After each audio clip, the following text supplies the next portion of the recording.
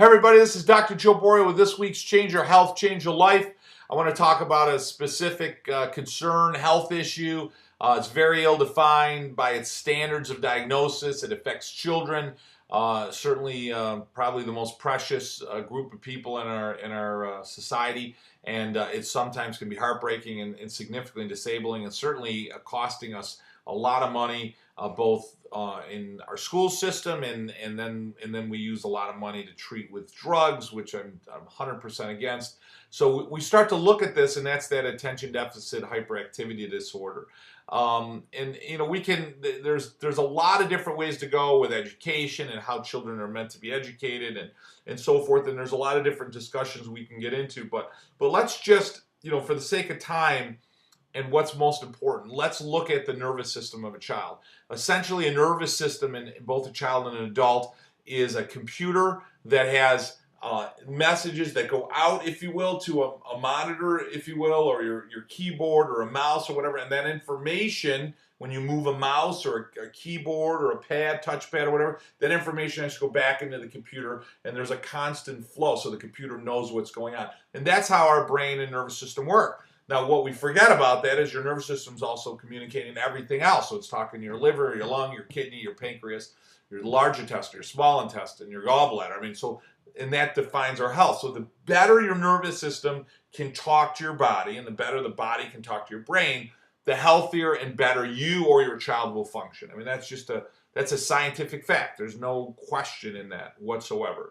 And now when we start to look at children with these disorders, if you will, sometimes they're called developmental, sometimes they're called neurologic issues, neurologic challenges, what we're seeing is that their ability to regulate their brain or neural efficiency is diminished. What the heck does that mean? That means that my brain is using a lot more of itself, many more parts of the computer, if that makes sense. Or I'm using, if I got an 8-cylinder engine, I'm using all 8 cylinders in my brain when I only need one, if you will, to perform a task. I'm using a lot more of my brain to perform certain things, and that's inefficient. So neurologically, my brain becomes inefficient, and therefore what we see with some of these children is they tend to become more active or hyperactive or having an inability to focus on things as well as other children. Now there's arguments of, you know, is it good to have children setting versus moving around? There's arguments of,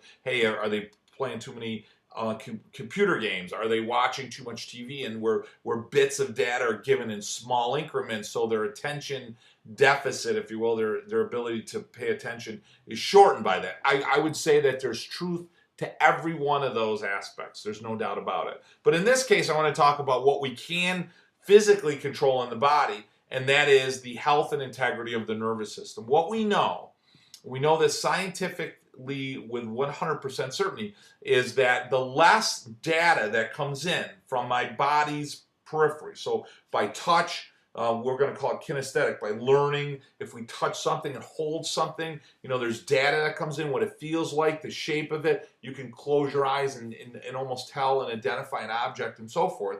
When we know that that's diminished, the activity and efficiency of our brain to process in not only our cognitive skills, but our memory skills, our ability to pay attention, they get diminished.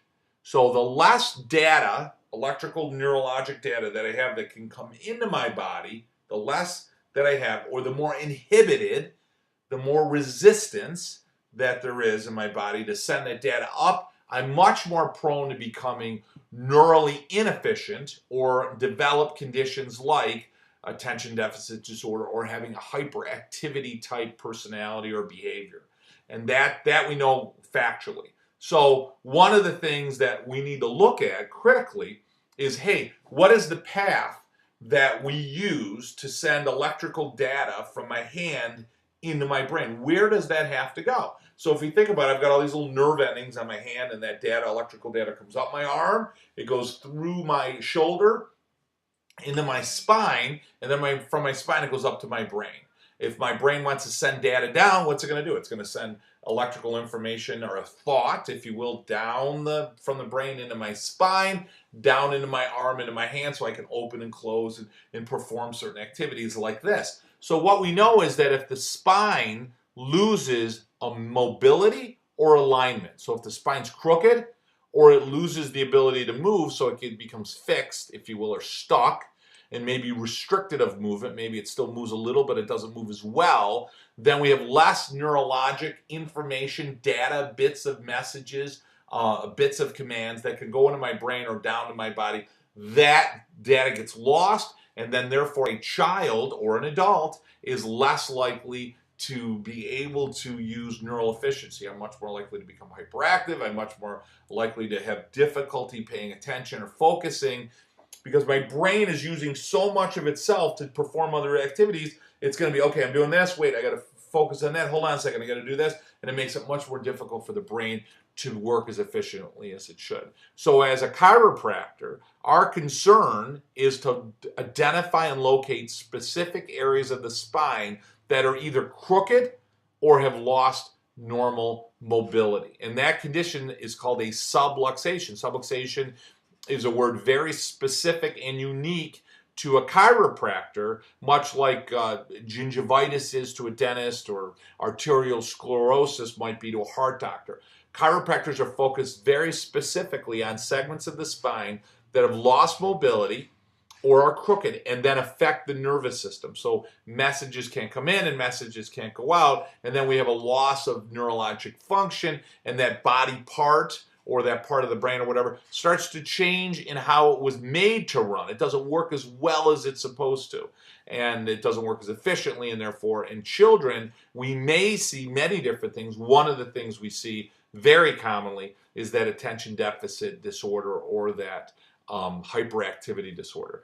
So what we do is we need to look at children, and it's best to check early in life any areas of the spine that have lost mobility. Now we know, especially now more than ever, through the birth process, we see more births being invasive, meaning that we have births that are stimulated either by water being broken, if you will, the cervix being added medication to.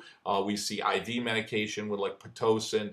We see forceps. We see vacuum extraction. We see a lot more C-sections. So we see children under much more trauma to the spine than ever before. And what's amazing, and most people don't think about, is really the most stressful activity or action or event that a spine will ever endure is actually the birth process.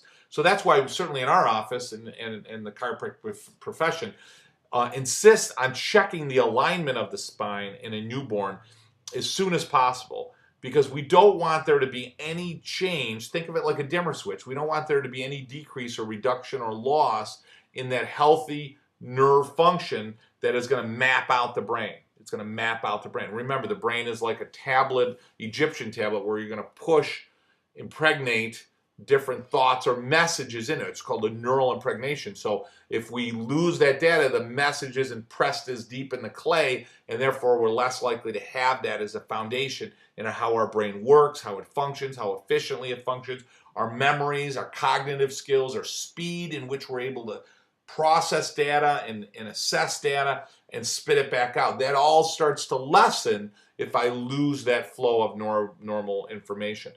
So one of the things, again, there's other factors. Nutrition plays a role, the environment in which I grow, but as a chiropractor, our concern is to identify those areas of the spine that may be out of position or lost mobility, and then through a gentle adjustment, put pressures very specifically, scientifically and specifically, on that segment to reduce, sometimes you can't ever fully correct it, but to reduce the misalignment or improve the mobility so that you get as much information through the nerve, and therefore the child then becomes much more neural efficient, and therefore their brain works much better, and therefore you're going to notice the state of a child will calm down.